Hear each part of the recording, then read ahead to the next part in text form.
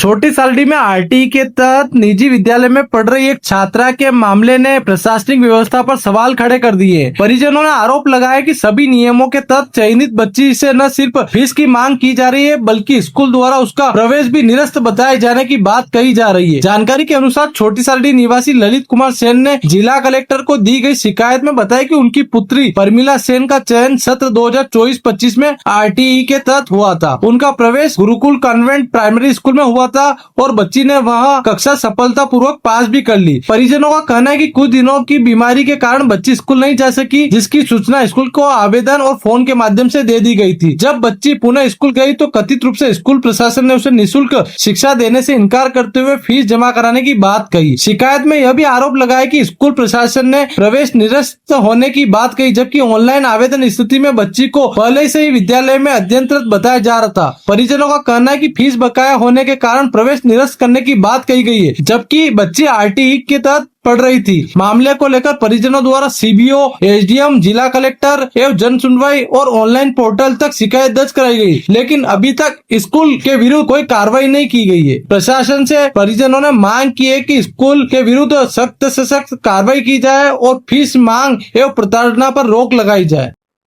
मेरा नाम ललित कुमार सेन है और मेरी बच्ची प्रमिला सेन, जिसका आरटीई के तहत उसका एडमिशन हुआ था। गवर्नमेंट जो कहती है कि आरटीई में बच्चों का अलॉटमेंट के लेटर के द्वारा बच्चों को निजी स्कूलों में निःशुल्क शिक्षा दी जाती है।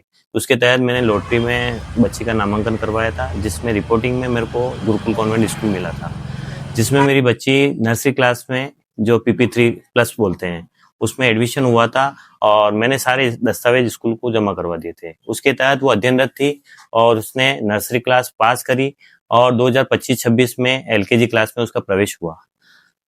उसके बाद में जो नियम के अनुसार जो भी दस्तावेज स्कूल मांगते हैं, हमने स्कूल को नए सत्र के अनुसार सारे दस्तावेज प्रोवाइड करवा दिए थे और बच्ची अच्छे से अध्ययनरत कर रही थी। लेकिन क्या है कि स्कूल द्वारा क्या है कि बार बार फीस की डिमांड की जा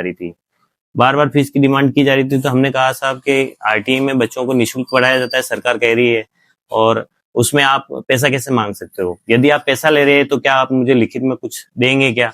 तो स्कूल वालों ने लिखित में देने से इनकार कर दिया। तो उन्होंने फिर भी जैसे कि ये बोला कि आपको मैं कच्चा बिल बना के दे दूंगा, आप पैसा दे दो। तो हमने क्या है कि 34 रुपए मैंने ऑनलाइन किया उनको और बाकी कुछ पैसा मैंने उनको कैश दिया, जिसकी उन्होंने रिसिप्ट बना के मुझे नहीं दी गई और नहीं मुझे कच्चे कागज पे बना के दिया गया और बाद में वो मुकर गए। उसके दौरान फिर मेरी बच्ची के और हमारे क्या है कि जैसे कि स्कूल जाती थी रोजाना, तो सर से हमारी थोड़ी से बात पैसों के लिए हुई, तो उन्होंने बार बार यही कहा कि आप पैसा दोगे तो हम इस बच्ची को पढ़ाएंगे, नहीं तो हम इस बच्ची को नहीं पढ़ाएंगे। फिर उस स्थिति में आगे से उन्होंने क्या किया कि नवंबर माह में बच्ची का नाम निरस्त कर दिया, जिसकी हमें सूचना भी नहीं दी गई। सूचना देने के लिए न तो उन्होंने मुझे कोई लिखित में कोई शिकायत दी है, न किसी भी प्रकार से मुझे कोई व्हाट्सएप के माध्यम से मैसेज किया, न कोई फोन कॉल किया गया। और मेरे को सूचना मार्च के 5 तारीख को जब मैं स्कूल में गया तो उन्होंने फीस की डिमांड करते हुए मेरे को बोला कि आपके बच्ची का नाम कट गया है, अब आपको प्राइवेट पढ़ाना पड़ेगा। तो मैं अचानक एकदम शॉक्ड हो गया। मैंने कहा कि आरटीई में बच्ची थी, उन्होंने नाम कैसे निरस्त कर दिया बिना मेरी जानकारी के। और फिर उन्होंने बताया कि आपकी बच्ची का नवंबर माह में नाम कट गया था। तो मैंने कहा कि सर नवंबर में माह में अगर नाम कटा है तो आपने मुझे अब क्यों बोला मार्च में? तो उन्होंने भौतिक सत्यापन दल का बताया कि आपकी बच्ची का आय प्रमाण पत्र आपके द्वारा नहीं दिया गया।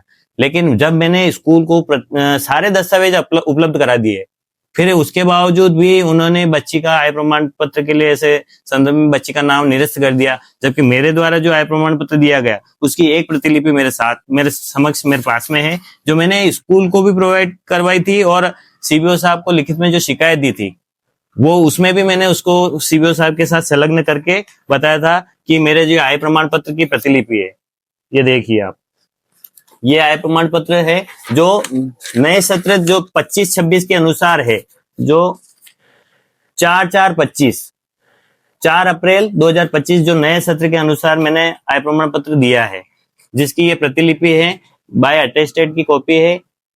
अब स्कूल वालों ने भौतिक सत्यापन दल को प्रोवाइड नहीं करवाया, तो अब इसमें अभिभावक क्या करें?